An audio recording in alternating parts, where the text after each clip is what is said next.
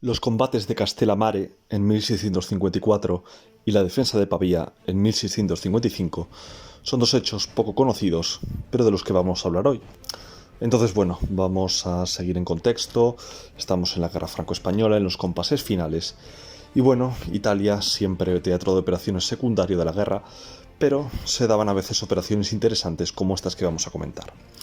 Entonces vamos a irnos a Nápoles. En Nápoles, previamente en los años anteriores, sobre todo en 1646, 1648, pues había habido una rebelión antiespañola y se había declarado brevemente una república napolitana. Pero esa rebelión había sido apaciguada por Juan José de Austria, ¿no? Sobre todo usando la diplomacia más que la fuerza. Entonces, bueno, en esa rebelión, el duque de Guisa era el noble francés enviado por Francia para coordinar los esfuerzos de Francia con los rebeldes napolitanos, pero bueno, al fracasar la rebelión había tenido que huir a Francia. Pero se quedó con esa espina de no haber conseguido sublevar Nápoles contra el Imperio Español y volvería a intentarlo en 1654, desembarcando con una fuerza de 22 barcos y 4.000 hombres de armas, 4.000 hombres de guerra. Desembarcaron los franceses en la costa de Nápoles con la intención de sublevar de nuevo al pueblo contra los españoles, ¿no? Entonces desembarcaron en Castellammare, que estaba muy poco protegido y los defensores no se esperaban ese ataque. Entonces el gobernador de Castellammare se refugió con sus hombres de confianza en un castillo o casa fuerte, no me quedó claro muy bien lo que era, porque era el único punto del pueblo que podía ser defendido, ¿no? El resto no tenía defensas. Entonces, bueno, al final el gobernador y sus hombres se tuvieron que rendir a los franceses mediante pactos de capitulación. Los franceses no cumplieron estos pactos y trataron muy mal a los prisioneros. No solo eso, sino que saquearon el pueblo de Castellammare, violaron a las mujeres y causaron bastantes destrozos, lo cual se volvió en su contra, porque se ganaron el odio del pueblo de Nápoles y en lugar de conseguir apoyos empezaron a conseguir enemigos y de hecho la gente se alistaba voluntariamente en las milicias españolas, ¿no? Los ciudadanos del Reino de Nápoles.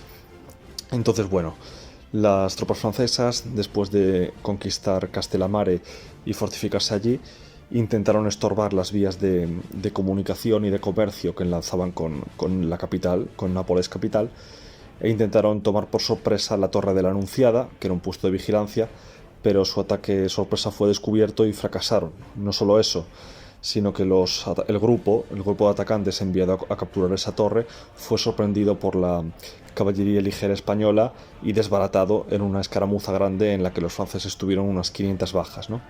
Entonces, bueno, después de este fracaso, no solo eso, sino que los grupos de franceses que se enviaban a los pueblos del Reino de Nápoles para intentar reclutar partidarios, no solo que no reclutaban a nadie, sino que como ya se habían ganado el odio de los naturales del país, pues los franceses eran atacados por los civiles, ¿no?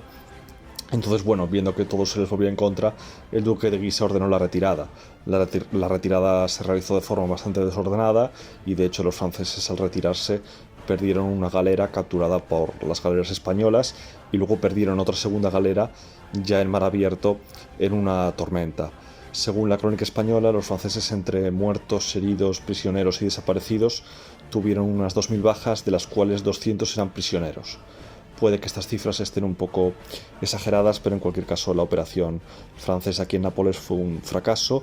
Decir que los 200 prisioneros franceses fueron escoltados a Nápoles capital, donde tuvieron que ser protegidos por los españoles que los custodiaban, ya que el pueblo napolitano los quería destrozar para vengarse de los destrozos y de los excesos que había causado la soldadesca francesa en Castellammare.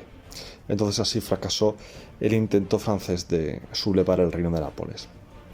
Un año después, en 1655, se iba a dar otro hecho de armas importante en Italia, como era la defensa de Pavía, ¿no? El asedio de Pavía, porque bueno, Módena, una vez más, volvía a cambiar de bando a traición y volvía a unirse al bando francés, ¿no?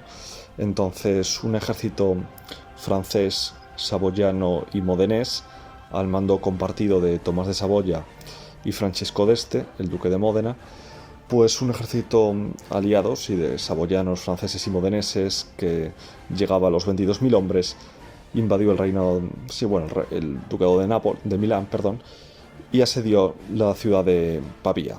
la ciudad de Pavía, que anteriormente había sido el escenario de graves derrotas francesas, ¿no? Entonces, bueno, este asedio se produjo entre julio y septiembre de 1655.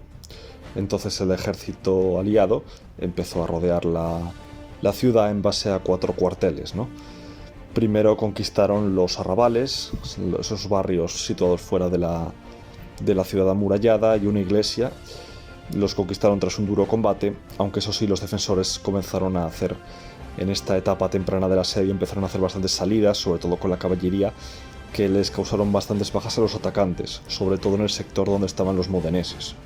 Pero al final los aliados consiguieron formalizar sus líneas de asedio y empezar a castigar con su artillería las defensas exteriores. Entonces se estaba preparando en Milán, en la capital, el marqués de Caracena, el gobernador de Milán, estaba preparando un ejército de socorro.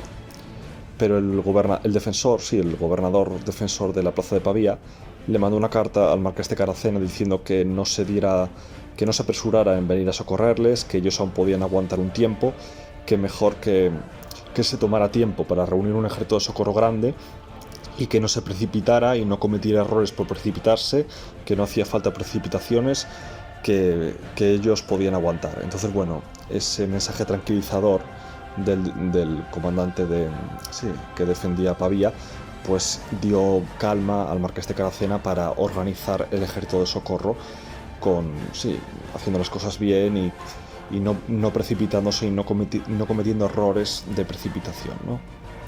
Entonces, bueno, decir que entre los defensores de Pavía eran 9.000, pero de esos 9.000 solo 3.000 eran combatientes con una cierta experiencia. El resto eran estudiantes de la universidad, que sin embargo se destacaron en la defensa de la ciudad, los estudiantes, y milicias y ciudadanos reclutados, pues eso, a toda prisa, ¿no? Entonces, bueno, una vez que habían formalizado ya las líneas de asedio, pues los atacantes comenzaron a atacar las medias lunas, los fuertes exteriores, pero sus asaltos eran rechazados en violentos combates cuerpo a cuerpo. Eran rechazados sobre todo porque atacaban con mucha prisa, porque sabían que se estaba reuniendo un ejército español de socorro y eso condicionaba las decisiones. Entonces atacaban con más prisa de la debida y eran rechazados. Solo consiguieron ganar una contraescarpa, pero los defensores la recuperaron en una salida. Entonces, bueno, ya se reunía el ejército de socorro, ya en septiembre, al mando del marqués de Caracena, pues el ejército español de socorro eran unos 15.000 hombres, sobre todo españoles e italianos, y ya muy secundariamente alemanes e irlandeses, ¿no?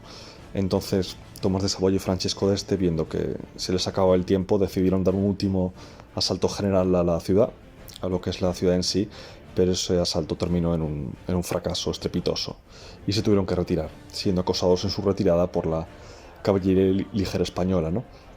Según la crónica española, los aliados tuvieron unas 5.000 bajas por todos los conceptos. No sé si será exagerado o no, pero bueno, ahí está el dato. La realidad es que esta invasión del milanesado en 1655 terminó en un estrepitoso fracaso. Entonces, bueno, hasta aquí el vídeo de hoy. Darle like, os dejo los enlaces a mi novela histórica Universidad de la Guerra, ahí en Amazon, y recordad que suscripción y campanita es la combinación ganadora. Adiós.